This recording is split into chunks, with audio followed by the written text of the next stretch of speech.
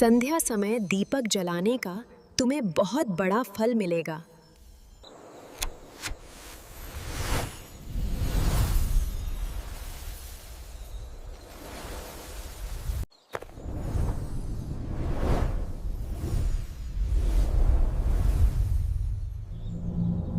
संध्या समय द्वार पर दीपक क्यों जलाया जाता है? इसके पीछे का रहस्य क्या है और ऐसा करने से किस फल की प्राप्ति होती है? नमस्कार, आप सभी का एक बार फिर स्वागत है। प्रिय मित्रों, आपने संध्या होते ही कई घरों के द्वार पर दीपक जलते हुए जरूर देखा होगा। इसे देखकर मन में अक्सर सवाल उठता है कि आखिर यह परंपरा क्यों निभाई जाती है और इस दीपक से क्या पुण्य मिलता है। तो आज मैं आपके इसी प्रश्न का उत्तर एक सुंदर कथा के माध्यम से देने जा रहा हूं। वही कथा जो योगेश्वर श्री कृष्ण ने देवर्षि नारद को सुनाई थी। एक बार की बात है, द्वारका में संध्या काल का समय था। सूर्य पश्चिम दिशा में ढलते हुए पूरे आकाश को सुनहरी आभा से भर रहा था। समुद्र की लहरें धीमे धीमे गूंज रही थीं और पूरी नगरी में दिव्य शांति फैल रही थी। तभी नारद जी नारायण नारायण झपते हुए द्वारका पहुंचे। जब वे कृष्ण के राजप्रासाद के पास पहुंचे तो उन्होंने द्वार पर जलता हुआ एक दीपक देखा, जिसकी लौ शांत, उजली और आकर्षक थी। मानो वह केवल तेल बाती से नहीं बल्कि भक्ति और श्रद्धा की शक्ति से जल रहा हो। इस दीप को देखकर नारद जी के मन में जिज्ञासा जागी। उन्होंने भगवान कृष्ण को प्रणाम किया और निवेदन किया, हे द्वारकाधीश, संध्या के समय आपके द्वार पर जलने वाले इस दीपक का रहस्य क्या है? यह परंपरा क्यों निभाई जाती है और संध्या दीप जलाने वाले भक्त को क्या फल मिलता है? नारद के प्रश्न पर श्री कृष्ण मुस्कुराए और बोले, हे मुनि, तुम्हारा प्रश्न अत्यंत मंगलकारी है। संध्या का दीप केवल प्रकाश नहीं बल्कि अज्ञान को मिटाने वाली दिव्य ज्योति है। जो व्यक्ति श्रद्धा से यह दीप प्रज्वलित करता है वह अपने घर ही नहीं बल्कि अपने विचार, अपने कर्म और अपनी आत्मा को भी प्रकाश से भर देता है। हे नारद, इसके पीछे का रहस्य मैं तुम्हें एक प्राचीन कथा द्वारा बताता हूं जो इस दीपक की असली महिमा प्रकट करती है। हे देवर्षि, बहुत समय पहले की बात है, जब अयोध्या नगरी स्वर्ण प्रभा से दमकती थी। उस पवित्र भूमि में धर्म, सत्य और मर्यादा का वास्तविक निवास था। मार्गों पर चलते ही वेद मंत्रों की मधुर स्वर लहरियां सुनाई देती थीं और प्रत्येक आंगन से उठती पूजा की ध्वनि पूरे वातावरण को पवित्रता से भर देती थी। उसी दिव्यता से भरे शहर में एक अत्यंत विद्वान, तपस्वी और धर्मशास्त्रों में प्रवीण ब्राह्मण रहता था, जिसका नाम था सुदर्शन। उसका जीवन ज्ञान का दीपक था। उसने वेद, उपनिषद, स्मृतियां, आरण्यक और ब्रह्मसूत्रों का गहन अध्ययन किया था। धर्मशास्त्र के सूक्ष्म से सूक्ष्म नियम तक उसे कंठस्थ थे। यज्ञ, अनुष्ठान और वेद पाठ में उसकी निपुणता इतनी अप्रतिम थी कि अयोध्या के लोग उसे आदर से ब्राह्मण श्रेष्ठ कहकर संबोधित करते थे। परंतु हे देवर्षि, सुदर्शन का ज्ञान जितना विशाल था उतनी ही कमी उसके हृदय में भक्ति की थी। वह पूजा अवश्य करता था, पर वह केवल एक दायित्व, एक औपचारिक कर्म की तरह थी। उसके भीतर श्रद्धा की वह कोमलता, प्रेम की वह मधुरता और समर्पण की वह गहराई नहीं थी जो किसी सच्चे भक्त में होती है। वह शास्त्रों का झाता था पर ईश्वर का रसास्वादन नहीं कर पाया था। पर उसके घर में यह अभाव उसकी धर्मपत्नी सुशीला पूर्ण करता थी। सुशीला एक पुण्यवती, सती और भक्तिमयी नारी थी। मानो उसका जन्म ही भक्ति के लिए हुआ हो। उसका मन प्रतिक्षण ईश्वर में रमा रहता। उसकी आंखों में भक्ति की अश्रुधारा अक्सर चमकती रहती और उसकी वाणी से हर समय भगवान विष्णु के नाम की मधुर गूंज निकलती। सुशीला अनुशासन का जीवंत रूप थी। प्रतिदिन ब्रह्म मुहूर्त में जब पूरा संसार निद्रा में लीन होता, तब वह उठ जाती, ठंडे जल से स्नान करती, स्वच्छ वस्त्र धारण करती और घर के मंदिर में एक दीप जलाकर अत्यंत श्रद्धा से भगवान विष्णु की आराधना करती। उसके भाव ऐसे पवित्र थे कि उसे देखकर लगता जैसे देवी लक्ष्मी स्वयं उसके हृदय में वास करती हूं। सुबह, दोपहर या कोई भी समय सुशीला का मन हर क्षण भगवान में ही डूबा रहता था। विशेषकर जब संध्या होती और सूर्यदेव धीरे धीरे अस्ताचल की ओर बढ़ते, तब उसकी भक्ति और भी तीव्र हो जाती। वह पूरे घर को लीप पोत कर साफ सुथरा करती, आंगन को ऐसे सजाती मानो कोई देवालय हो। फिर अपने मन को पूर्ण शुद्ध कर शांत भाव से द्वार के पास जाती और अपने दोनों हाथों से एक छोटा सा दीपक प्रज्वलित करती। उस दीपक की ज्योति केवल अंधकार नहीं बल्कि जीवन के अज्ञान को हटाती प्रतीत होती थी। दीप जलाकर सुशीला अपने हाथ जोड़ती और प्रार्थना करती, हे प्रभु, यह दीप केवल मेरे घर के लिए नहीं, यह आपके चरणों में मेरी श्रद्धा का प्रकाश है। इसमें मैं अपना समर्पण, अपना भाव और अपनी भक्ति अर्पित करती हूं। मित्रों, आगे भगवान श्री कृष्ण कहते हैं, हे देवर्षि, एक दिन संध्या का समय था। सुशीला रोज की तरह आंगन को लीप पोत कर द्वार पर बैठी थी। वह पूरे समर्पण से दीपक तैयार कर रही थी। उसने मिट्टी के छोटे से दीप में तिल का तेल डाला, रुई की बाती रखी और आंखें बंद कर भगवान का स्मरण करते हुए दिया प्रज्वलित किया। ठीक उसी क्षण उसका पति सुदर्शन वहां पहुंचा। सुशीला को देखकर वह उपहास भरे स्वर में बोला, हे वल्लभ, तुम यह दीप रोज क्यों जलाती हो? इससे क्या लाभ मिलता है? यह तो तेल की व्यर्थ बर्बादी है। मित्रों, पति के ऐसे कटु शब्द सुनकर सुशीला ने न क्रोध किया, न कोई कठोर उत्तर दिया।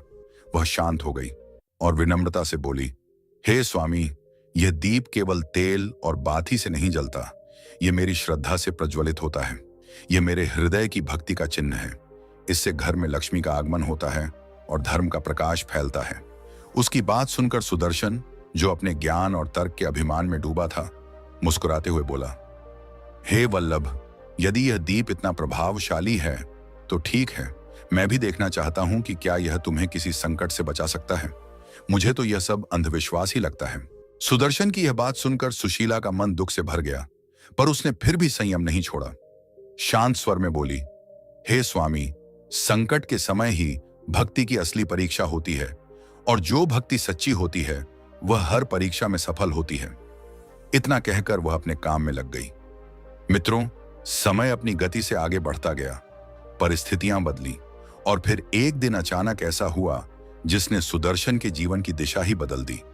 अयोध्या पर भयंकर अकाल का प्रकोप छा गया। महीनों तक आकाश सूना रहा। बादल आते पर बरसते नहीं थे। खेत सूख गए, तालाबों का जल समाप्त हो गया और धरती फटने लगी। पूरी नगरी भय और त्रास में डूब गई। अनाज के दाम आसमान छूने लगे। भूख से बच्चे रोते चिल्लाते, माता पिता असहाय होकर उन्हें देखते। अकाल इतना विकराल हुआ कि राजमहल तक में अन्न की कमी होने लगी। मित्रों, आगे श्री कृष्ण कहते हैं, हे देवर्षि, वह विपत्ति सुदर्शन के घर को भी नहीं बख्श सकी।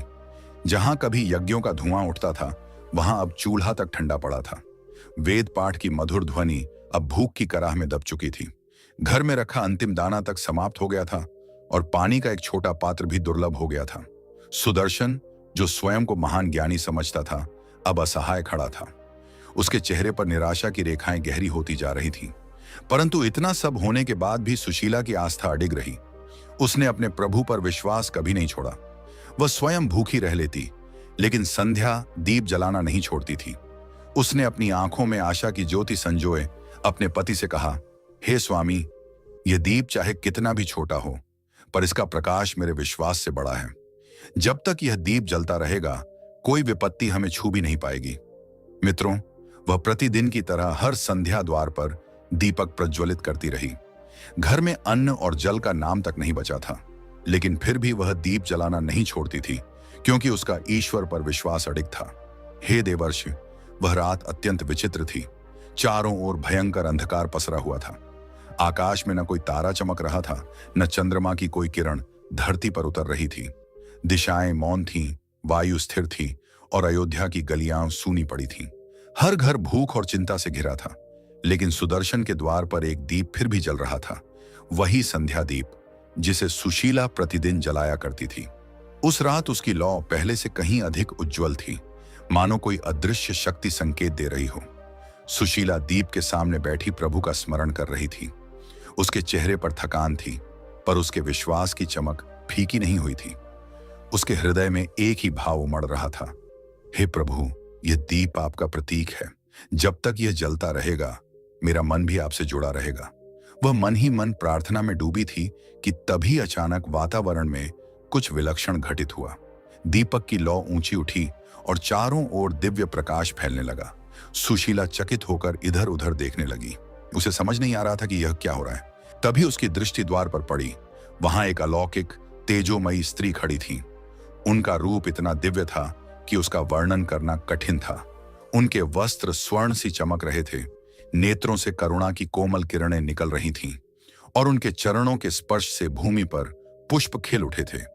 हे देवर्षि, वह कोई साधारण नारी नहीं थी, वह स्वयं धन और सौभाग्य की अधिष्ठात्री देवी महालक्ष्मी थी। लक्ष्मी जी को देख सुशीला का हृदय भक्ति से उमड़ पड़ा। उसने तुरंत दोनों हाथ जोड़ दिए। उसकी आंखों से आंसू बह निकले। वह कुछ बोल भी न सकी, बस श्रद्धा से झुककर देवी के चरणों में गिर पड़ी। माता लक्ष्मी ने करुणा भरी दृष्टि से उसे उठाया और मधुर स्वर में कहा, पुत्री सुशीला, उठो। तुम्हारी भक्ति ने मुझे अत्यंत प्रसन्न किया है। कठिनतम समय में भी तुमने अपने नियम को नहीं छोड़ा। जब संसार भय और भूख से कांप उठा, तब भी तुम्हारे दीप की ज्योति बुझने नहीं दी। तुम्हारा यह दीप नहीं केवल तुम्हारे घर को, बल्कि इस संसार को भी प्रकाश देता है। मांगो, तुम्हें कौन सा वर चाहिए? देवी के इन वचनों को सुनकर सुशीला ने हाथ जोड़कर कहा, हे मां, मुझे न धन चाहिए, न वैभव, न कोई रत्न। मुझे बस इतना वरदान दीजिए कि मेरे घर का दीप कभी ना बुझे। यह ज्योति सदा आपके चरणों में जलती रहे। मेरे कुल में सदैव धर्म, शांति और सुख का वास बना रहे, और किसी युग में मेरे वंशज इस दीप की महिमा को भूले नहीं। सुशीला की यह विनती सुनकर देवी लक्ष्मी के मुख पर मधुर मुस्कान फैल गई। उनके नेत्रों में मातृत्व की कोमल चमक और कृपा का अथाह सागर उमड़ आया। उन्होंने अपना उज्जवल हाथ सुशीला के सिर पर रखा और मधुर स्वर में कहा, तथास्तु पुत्री, तुम्हारे घर में सदैव प्रकाश रहेगा। यह दीप कभी नहीं बुझेगा, और जो भी मनुष्य संध्या के समय श्रद्धा और भक्ति से दीप जलाएगा, उसके जीवन से दरिद्रता, रोग और भय दूर हो जाएंगे। उसके घर में मेरा स्थायी वास होगा और देवता स्वयं उसकी रक्षा करेंगे। यह दीप केवल तेल का नहीं, श्रद्धा का प्रतीक है। जो इसे सच्चे भाव से जलाएगा, उसका जीवन प्रकाश से भर उठेगा। ये कहते कहते देवी का स्वर मंद पड़ने लगा। उनके चारों ओर का तेज और भी प्रखर हो गया, और अगले ही क्षण माता लक्ष्मी अदृश्य हो गईं। अब वहां केवल दीपक की लौ जल रही थी, पर उसकी छोटी सी ज्योति में दिव्य आशीर्वाद चमक रहा था। सुशीला की आंखें आंसुओं से भरी थीं। उसने दीप की ओर सिर झुकाकर प्रणाम किया। उसके भीतर ऐसी शांति और आनंद उमड़ आए, मानो स्वयं ईश्वर उसके हृदय में प्रकट हो गए हों। उसे अनुभव हुआ कि भक्ति कभी व्यर्थ नहीं जाती। सच्ची श्रद्धा अंततः दिव्यता को सामने ला ही देती है। मित्रों, आगे श्री कृष्ण नारद जी से कहते हैं, हे देवर्षि, वह संध्या सुशीला के लिए किसी चमत्कार से कम नहीं थी। अगली सुबह जब भोर की पहली लालिमा फैली और सुदर्शन की नींद खुली, उसने आंखें खोली तो सामने का दृश्य देख वह स्तब्ध रह गया। जहां कल तक उसके घर की कोठारें खाली थीं, वहां अब अनाज से भरे बड़े बड़े पात्र रखे थे। धान, गेहूं, चावल, फल और सब्जियां सलीके से सजे थे। घर के आंगन में ऐसी मधुर सुगंध फैली थी कि लगता था जैसे वसंत स्वयं उतर आया हो। वातावरण शांत था, पवित्र था, और हर कोना दिव्य आनंद से भरा था। सुदर्शन विस्मय में इधर उधर देखता रहा। उसे यह समझ ही नहीं आया कि यह सब कैसे हुआ। वह तुरंत अपनी पत्नी के पास गया और व्याकुल होकर बोला, हे वल्लभ, यह सब कैसे हुआ? कल तक तो हमारे पास एक दाना नहीं था, और आज यह संपन्नता कहां से आ गई? सुशीला के चेहरे पर शांत मुस्कान थी। उसने धीमे स्वर में कहा, स्वामी, यह किसी मनुष्य का किया नहीं, यह उसी दीप की कृपा है जिसे आप व्यर्थ समझते थे। वही दीप जो प्रतिदिन भगवान के चरणों में अर्पित होता था। उसकी भक्ति से माता लक्ष्मी स्वयं कल रात यहां पधारी थी। उन्होंने आशीर्वाद दिया कि हमारे घर का दीप कभी न बुझे। यह सारी समृद्धि उसी दिव्य आशीर्वाद का प्रभाव है। यह सुनते ही सुदर्शन के नेत्र नम हो गए। उसके भीतर पश्चाताप की अग्नि और भक्ति की लहर एक साथ उठी। भाव विह्वल होकर वह बोला, सुशीले, तुमने ठीक कहा। मैं ज्ञान के अभिमान में डूबकर अंधकार में जी रहा था, और आज इसी छोटे से दीप ने मुझे प्रकाश का असली अर्थ दिखा दिया। मैंने शास्त्रों में बहुत कुछ पढ़ा है, लेकिन तुम्हारी भक्ति ने मुझे धर्म का साक्षात रूप दिखा दिया। वह अपनी पत्नी के चरणों में झुक गया और प्रणाम करते हुए बोला, आज से मैं भी तुम्हारे साथ संध्या दीप जलाऊंगा। यह दीप अब केवल तुम्हारा नहीं, हम दोनों के जीवन का दीप बनेगा। मित्रों, उस दिन से सुदर्शन और सुशीला ने प्रतिदिन संध्या के समय द्वार पर दीप जलाना अपना नियम बना लिया। समय बीतता गया और उनके जीवन में सुख, शांति और समृद्धि लौट आई। जिस घर में कभी दुख की छाया थी, वहां अब भक्ति का प्रकाश फैल गया। धीरे धीरे यह चमत्कार नगर में फैल गया। पड़ोसी पूछते, यह सब कैसे हुआ? सुशीला मुस्कुराकर उत्तर देती, संध्या का दीप केवल घर को नहीं, हृदय को भी प्रकाशवान करता है। उसकी बातें सुन लोग प्रेरित होने लगे और देखते देखते अयोध्या की प्रत्येक गृहिणी ने संकल्प कर लिया कि वह भी प्रतिदिन संध्या बेला में दीप जलाएगी। फिर एक दिन ऐसा आया जब पूरी अयोध्या के हर द्वार पर दीपक जल रहे थे। दूर से देखने पर लगता था मानो असंख्य तारे धरती पर उतर आए हों। हर घर प्रकाश से भरा था, हर हृदय भक्ति से। देवता भी इस दृश्य को देखकर प्रसन्न हुए और स्वयं लक्ष्मी जी विष्णु लोक से मुस्कुराकर बोली, हे त्रिलोकनाथ, देखिए, एक सुशीला की भक्ति ने पूरे नगर को प्रकाशमय कर दिया। मित्रों, आगे भगवान श्री कृष्ण ने नारद जी से कहा, हे देवर्षि, तभी से यह परंपरा चली आ रही है कि जब संध्या का समय होता है और सूर्य अस्ताचल की ओर बढ़ते हैं, तब हर घर के द्वार पर दीपक प्रज्वलित किया जाता है। यह केवल प्रकाश का दीप नहीं, श्रद्धा, समर्पण और भक्ति का दीप होता है। हे ब्रह्मानंदन, यह दीप केवल रोशनी नहीं देता, यह धर्म का दीप है।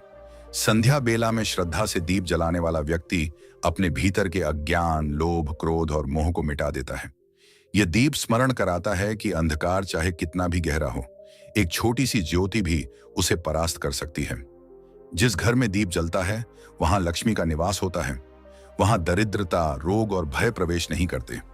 जो दीपक श्रद्धा से द्वार पर जलाया जाता है, वह सभी पापों का नाश करता है और नकारात्मक शक्तियों को घर में प्रवेश नहीं करने देता।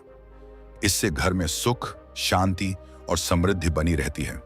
कृष्ण जी की दिव्य कथा सुनकर नारद जी का हृदय भाव विभोर हो उठा। उन्होंने कहा, हे प्रभु, आपके श्रीमुख से यह कथा सुनकर मैं धन्य हो गया। यह दीप तो केवल प्रकाश नहीं, यह भक्ति का साक्षात स्वरूप है। अब समझ आया कि संध्या दीप का इतना महत्व क्यों है। भगवान श्री कृष्ण मुस्कुराकर बोले, हे देवर्षि, दीपक केवल तेल और बाती से नहीं जलता, वह भक्त की श्रद्धा से जलता है।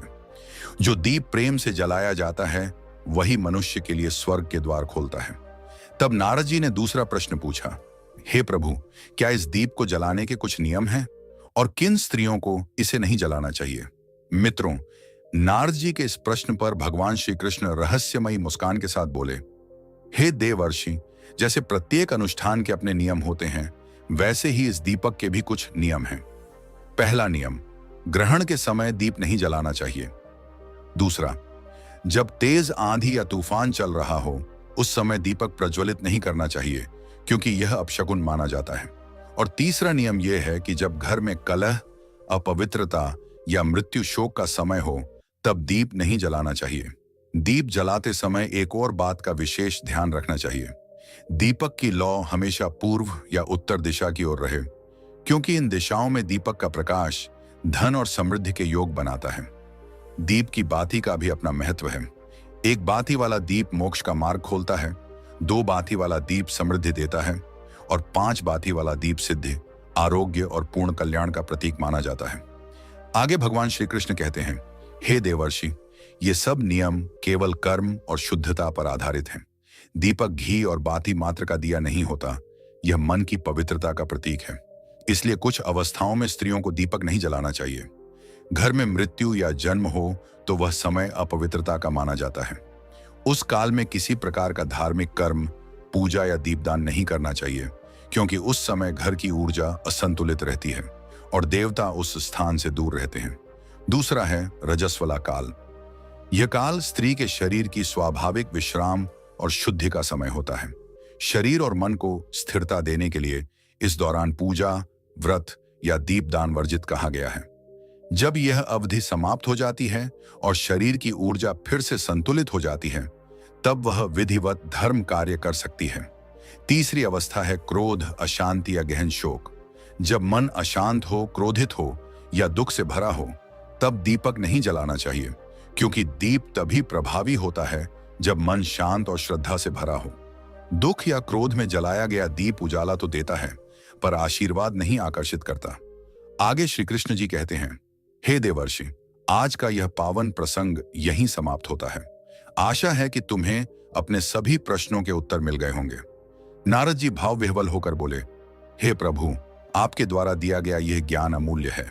मैं इसका प्रचार सभी लोगों में करूंगा और संध्या दीप की महिमा सबको बताऊंगा। प्रिय मित्रों, इसी प्रकार आज की यह पवित्र कथा समाप्त होती है।